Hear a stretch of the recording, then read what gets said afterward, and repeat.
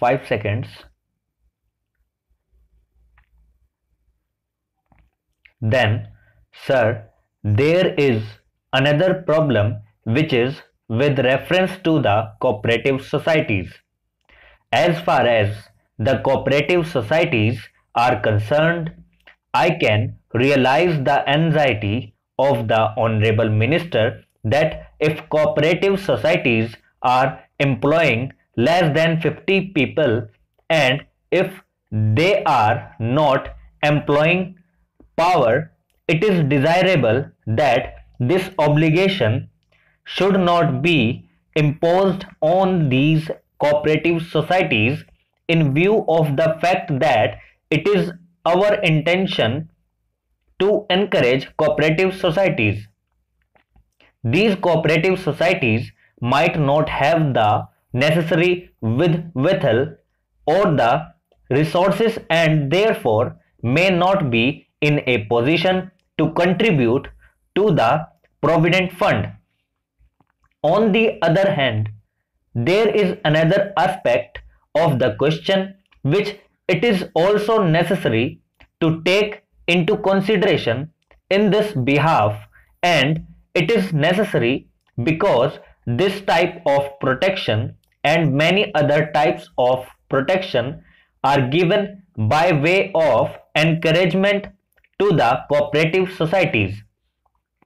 Again, there are many unscrupulous people who form some sort of cooperative society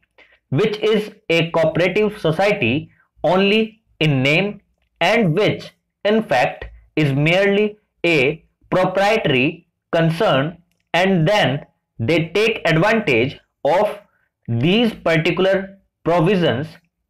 Sir, we have realized that there were owners and there were employers who were taking advantage of the fact that the number was kept at 50.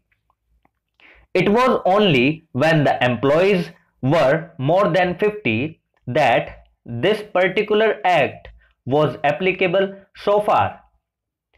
They were partitioning their establishment into various departments and into various units, and thereby they were trying to escape from the provisions of this act. Fortunately, the government has now made it clear in this bill that no such partitioning will be useful to the employer, because even if there is partitioning now, they will all be considered as one consolidated establishment, and if there were more than 20 people employed, then this particular law will be applicable to them.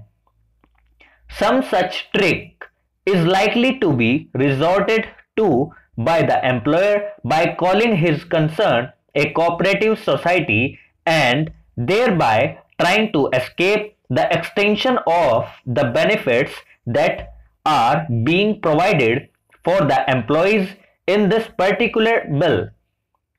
Now, sir, there are cooperative societies acts and there are cooperative constitutions where it is made compulsory that after a particular employee has worked for a certain number of years in a given establishment, which is a cooperative establishment, that employee automatically becomes a member of the cooperative society. There is a large number of cooperative constitutions of this type where the right of membership in the cooperative society is granted to the employees who are working for a particular number of years in that particular society. I can understand that if this particular bill exempts such societies which permit their own employees to become members of those cooperative societies, it would be quite fair, because in that case these employees themselves will become members and therefore they will have a dual role of employers being members of the cooperative society and also of employees. If, however, a particular constitution does not provide for such compulsory registration of its employees who have worked for a particular numbers of years in that concern as members, then that kind of relationship is as between an employer and an employee, and only in exceptional cases should the government come forward to exempt such cooperative societies from the provisions of this Act.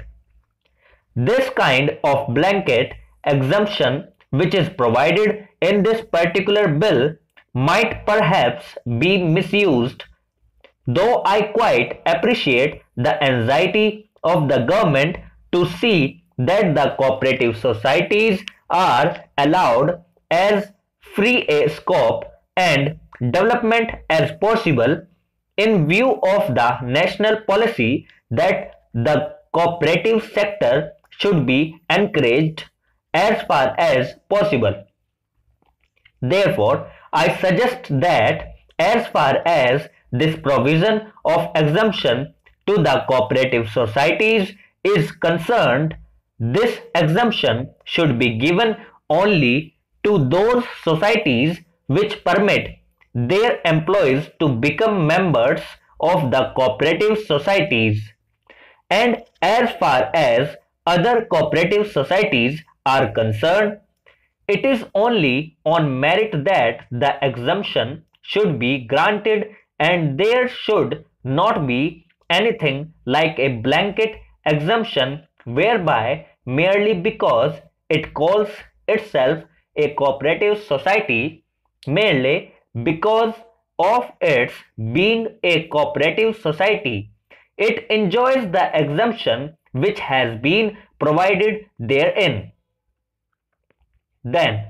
sir, there is the question of what is known as the infancy of an industry.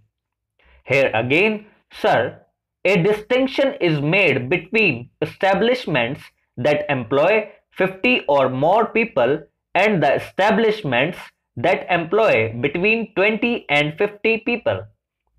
Now, sir, as far as the establishments that employ 50 or more people are concerned, the infancy period is defined as 3 years, while in the case of establishments that employ between, say, 20 and 50 people, the infancy period is extended up to 5 years. Here again, I do not see any propriety of this particular type of extension. I would like to draw the attention of the Honorable Minister to the fact that there are a large number of industries that are coming up. Thank you.